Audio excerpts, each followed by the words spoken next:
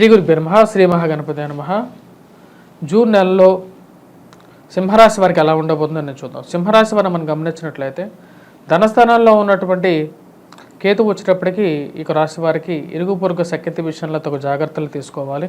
ముఖ్యంగా కుటుంబాల్లో ఐక్యతను ఎక్కువగా పెంపొందించుకోవడానికి ఎక్కువగా ప్రయత్నం చేయాలి. సప్తమంలో ఉన్నటువంటి శని గమనించినట్లయితే వైవాహిక జీవితంలో, ఫ్యామిలీ రిలేషన్షిప్స్లో, దూర ప్రాంత ప్రయాణ సంబంధితమైన విషయాల్లో కొంచెం ప్రభావం ఎక్కువగా చూపించే విధంగా ఉంటుంది. ఈ రాశి వారికి వచ్చేటప్పటికి ముఖ్యంగా ప్రయాణాల్లో తగు జాగ్రత్తలు అనేది చాలా ముఖ్యం. అష్టమంలో సంచారం చేస్తున్నటువంటి రాహు అంత యోగ్యాన్ని ఇవ్వట్లేదు. ధనస్థానాల్లో కేతువు, అష్టమంలో రాహు. అష్టమంలో ఉన్నటువంటి రాహు జీవిత భాగస్వామి ఆరోగ్య సంబంధితమైన విషయాలని ఎక్కువగా ప్రభావితం చేయడానికి, ఎక్కువగా ప్రభావితం చేయించడానికి కారకంగా ఉంటాడనమాట. కానీ ఈ రాశి వారికి ఈ నెలలో అనుకూలమైనటువంటి ఫలితాలుగానే చెప్పచ్చు. గత నెలతో పోల్చుకుంటే ఈ నెల చాలా అనుకూలంగా ఉంటుంది. ముఖ్యంగా మొదటి 15 రోజులు ఈ రాశి వారికి ఎక్కువగా అనుకూలంగా ఉంటుంది. రాజ్యస్థానాల్లో ఈ రాశి వారికి వచ్చేటప్పటికి రవిగ్రహ సంచారం జరుగుతున్నది. రవి రాజ్యస్థానాల్లో సంచారం చేస్తున్నప్పుడు ఇది వృత్తిరీత్యా, వ్యాపార రీత్యా కూడా అనుకూలంగా ఉంటుంది. గ్రాడ్యువల్ ఇంప్రూవ్మెంట్ అనేది కూడా ఉంటుంది అన్నమాట. గురువు రాజ్యస్థానంలోకి మే 1వ తారీఖున మారినప్పటి నుంచి ఈ రాశి వారికి వచ్చేటప్పటికి గురువు రాజ్యస్థానంలో అంత యోగ్యాన్ని ఇవ్వడు. కాకపోతే రవిగ్రహ సంచారం ఎప్పుడైతే రాజ్యస్థానంలో జరుగుతుంటుందో అది వృత్తిరీత్యా, వ్యాపార రీత్యా కూడా అనుకూలంగా ఉంటుంది. నూతన ఉద్యోగ ప్రయత్న సంబంధితమైన విషయాల్లో సానుకూలమైనటువంటి ఫలితాలు ఎక్కువగా పొందగలుగుతారు. అదేవిధంగా ఈ రాశి వారికి వచ్చేటప్పటికి ఈ యొక్క నెలలోనే అంటే జూన్ 14వ తారీఖున వచ్చేటప్పటికి బుధుడు ఎప్పుడైతే ఈ రాశి వారికి వచ్చేటప్పటికి లాభస్థానాల్లోకి సంచారం చేయబోతున్నాడు. లాభస్థానంలోకి రాబోతున్నటువంటి బుధుడు 12వ తారీఖు వచ్చినటువంటి శుక్రుడితో కాంబినేషన్ వచ్చేటప్పటికి లాభస్థానంలో జరుగుతున్నప్పుడు 12, 13, 14వ తారీఖున అధికమైనటువంటి ఫలితాన్ని పొందగలుగుతారు. ముఖ్యంగా స్నేహితులు, బంధువులతో గడపటం, స్నేహితుల తోడ్పాటు అనేది వీళ్ళకి కలిసి రావడం అనేది జరుగుతుంది.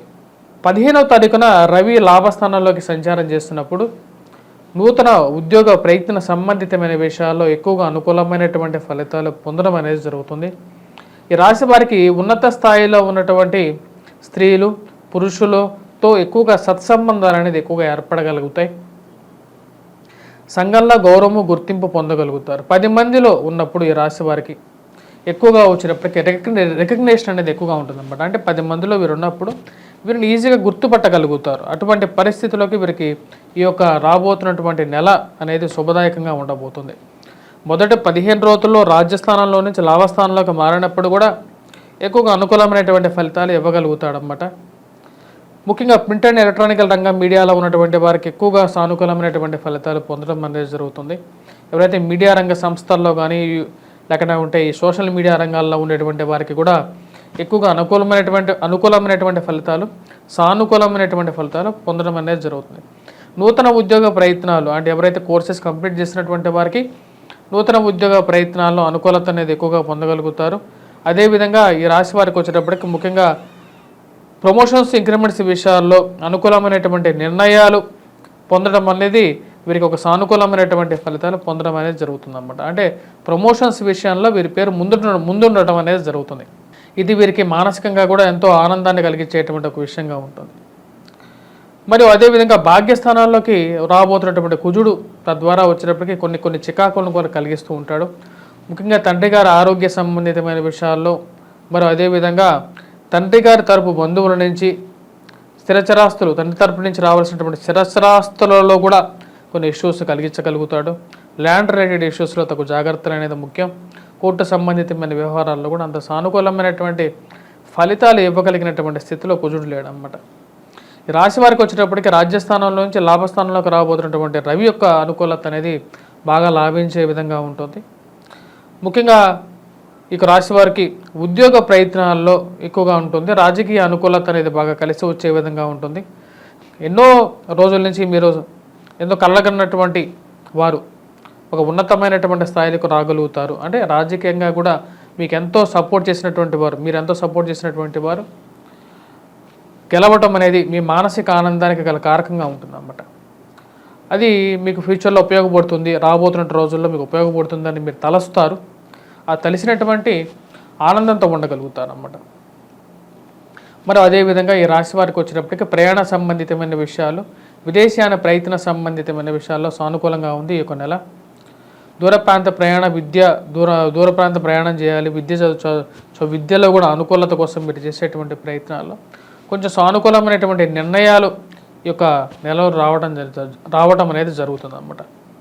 విద్యార్థులకి సానుకూలమైనటువంటి ఫలితాలుగానే చెప్పవచ్చు. రాశి వారికి ఎవరైతే పోటీ పరీక్షల కోసం ప్రిపేర్ అవుతున్నారో వారికి సానుకూలమైనటువంటి ఫలితాలుగా చెప్పచ్చు.